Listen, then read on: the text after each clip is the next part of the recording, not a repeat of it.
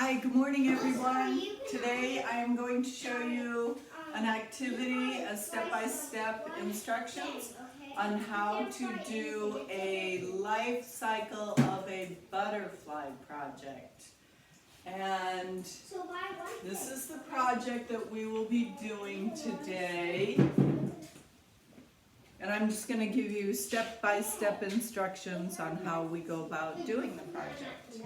So the first thing I'm going to be doing is I'm going to be setting out on each spot our little worksheet right here.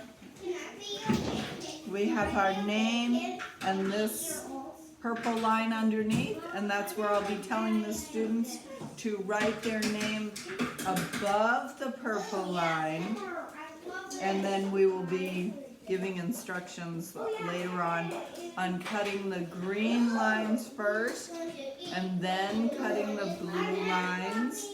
So I'm going to set these out first at each spot, and we have 6 students in our class, and instead of numbering the spots 1 through 6, which are kind of easy numbers, I number my spots from 11, 12, 13, 14, 15, and 16, because those are the numbers that the students seem to have a harder time remembering.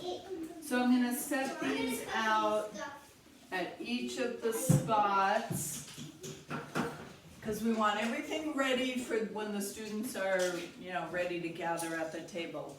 And the next thing I'm going to do is I'm going to take each student's name card and I am going to put it above the paper that I just passed out. So when I ask them to write their name above the purple line, they will have their name card available to look at if they need to. Okay? So the first thing we're going to do now that we have that, or I should say the next thing we're going to do, is we're going to pass out our little box of markers. Remember how we do take one and pass the rest, take one and pass the rest, and then I go on, and then, depending on what activity we're going to do, and then we're going to write our name above the purple line. So once everybody has their names done, we go ahead and collect the markers again. And that's repetition, so it's easier for them. We'll pass out the markers, and then we will collect the markers at each spot. And then I will have a bucket of scissors. Same thing. Take one and pass the rest. Take one and pass the rest. So we will pass out our scissors. And my next instructions will be to have everyone cut on the green lines. And I make my lines different colors so it gives clear direction on what the students need to do. So the first thing they'll do when they get their scissors, they're going to be cutting across on the green line.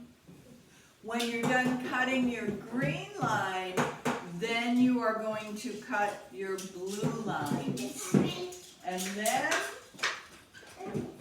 when everybody's done with their cutting, I am going to pass out our long sheet of paper, and this sheet of paper has blue lines to separate each box, and then I have a green line on the top. And what we're going to do is we are going to, first we're going to collect the scissors so we don't have a lot of supplies hanging around and getting knocked off the table. And again, that's repetition, passing out and collecting. And now we're going to pass out our glue sticks.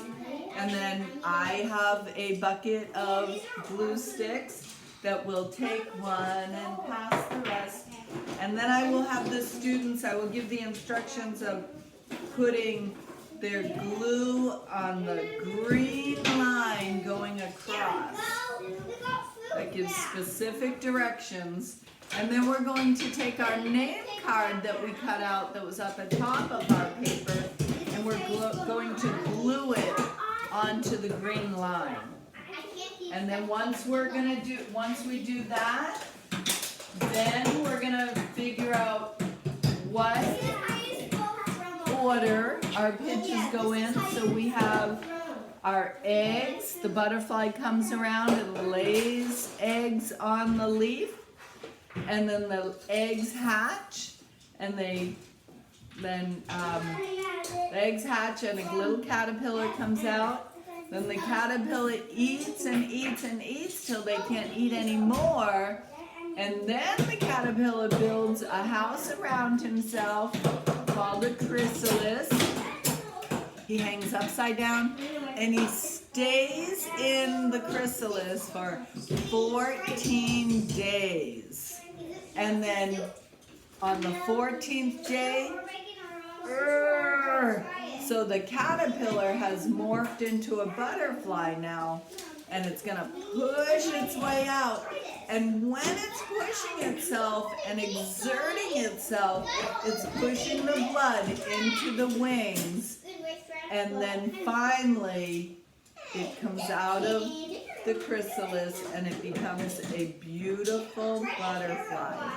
Then the butterfly flies away and lands on a leaf and lays some more eggs, and a caterpillar is hatched from the eggs, and the caterpillar eats so much that it can't eat anymore, and then we talk about the cycle. And I normally will be reading the Very Hungry Caterpillar book with this activity when we're finished. And another book that I like to do with this activity is my Giant Pop-Out Bugs book. And this is a guessing game. And on a couple of the pages, I like this one because it has, well, where is it? Oh, here we go. It has a guessing game about a caterpillar and a guessing game about butterflies. So that's one book that I really, really like, and the kids love when I open up the pages and the bugs pop out at them. So once we have glued our pictures in order, 1, 2, 3, 4, then I'm going to get my example up here. So here's the order that they go in, and now we're done with gluing our pictures on, so we no longer need our glue sticks. So we're going to collect our glue sticks, and now I'm going to pass out glue bottles. And I do prefer the smaller glue bottles. They're somewhat of a pain, but it's just a lot easier for the kids. The glue goes to the bottom a lot quicker than the bigger bottles. And then part of parent participation in my program is I will have one parent fill up our little bottles from a 1 gallon jug of glue.